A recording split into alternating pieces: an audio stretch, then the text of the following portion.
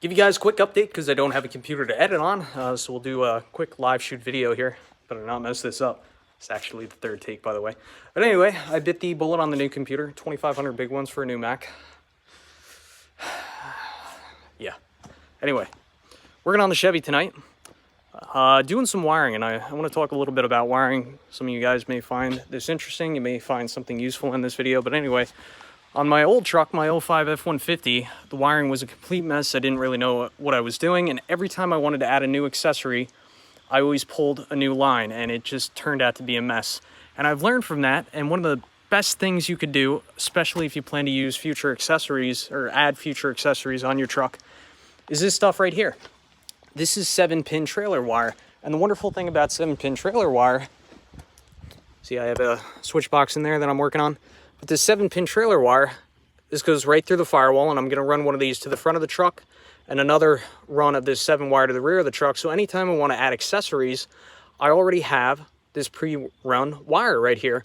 And another great thing about this 7-pin trailer wire is it already has a protective jacket on it, so it's not necessary to add additional split wire loom. So this is probably the best thing you could use to install accessories on your truck. Of course, be careful, if you're doing air compressors and high draw accessories, then you're going to need to run some heavier gauge lines. But for most LED accessories and small accessories, this stuff's fine. Okay, so let's talk about how I'm getting power to the switch box over there. Now, Chevy has this distribution block right here. And I've decided to go off one of these solid lugs right here. Chevy actually leaves a spare lug for my truck. This is a 125 amp fuse, which that's way too high, so I wouldn't recommend going directly off that. You could actually go on that just as like an extra safety, but you definitely want to have a fuse on your power line that's going into your truck. So I have a 30 amp fuse line right here, and I'm going to tie this into a solid lug right here. And then when you're putting a fuse, when you're tying in off the battery, you want to have your fuse as close to the battery as possible. That way, if there's a short in this little span right here, there's no fuse, and it's not good. You're going to burn up the wire. It's going to be a big mess. The idea behind a fuse is if you were to ever have a short beyond the fuse will burn up before the wire, so that should protect your wire as long as you use the proper fuse. But anyway, so the wire is run off the battery block right here to the fuse right here, and then from here on forward, I have this power line wrapped up in split wire loom, which whenever you're running wires, it's always important that you protect them, especially going through the engine bay and through the cab, and really anywhere you route wire, you should have split wire loom over the wire, and that protects the wire and just helps prevent shorts from happening.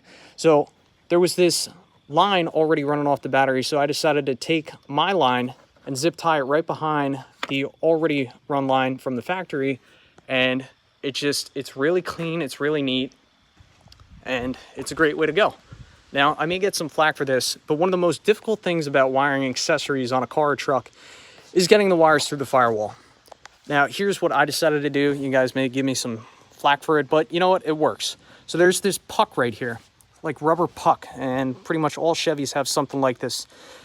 The factory wires go right through the center, and I've actually installed some LED lights on some trucks at work that had the same puck, and I ended up cutting right through it.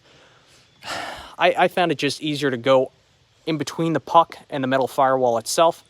But whenever you do that, always make sure that you have some type of protection on the wire, either split wire loom or if the wire has a protective jacket in addition to the wire's, primary jacket. Like the way these two wires are right now, this is unacceptable. That needs to get split loom or something, which I'm working on that. But anyway, here's my power line that goes directly off the block, and here's the 7-strand trailer wire. And those are actually the leads to the LED light bar up front, which I'm gonna tie this into, but just 7-pin trailer wire. I don't know why I didn't think of it sooner. It's just great way to go. So anyway, those wires come through the firewall. Another really important thing when it comes to wiring automotive accessories is you want to make sure that the wires are clear of any components that move. Like, you don't want to be throwing these wires up down in the way of the brake or the gas pedal or the emergency brake pedal over here. So I was very careful, and I made sure that all my wires were running along areas that were clear of any moving parts. Yes, I know all these wires are really unacceptable. This is when I wired in my aftermarket mirrors right there, which they're still working fine. They really should have some protection on there. You know, at least I zip tied them up, because on the back side of this steel right here, that's a little sharp. But another thing to note upon is all these wires that tie into the mirrors, these are all fused into the fuse block, factory fuse block. So if any of these do short, it should burn out the fuse before it burns out the wires. So yeah, got a little bit more wiring to do, but that's how this is going. And then of course I'm going to tie these wires into this big switch block right here. And again, primary theme of this video is add wire now so you don't have to add wire in the future. Think about the future. That's why I got this huge switch panel right here. So any accessories I want to add are all going to be easy to tie into right here with these switches. So yeah, that's it for tonight. Running out of daylight, and I'm going to try and do another pull that 7-wire to the rear of the truck and get some accessories wired up. Trying to clear my mind. Anyway, thanks for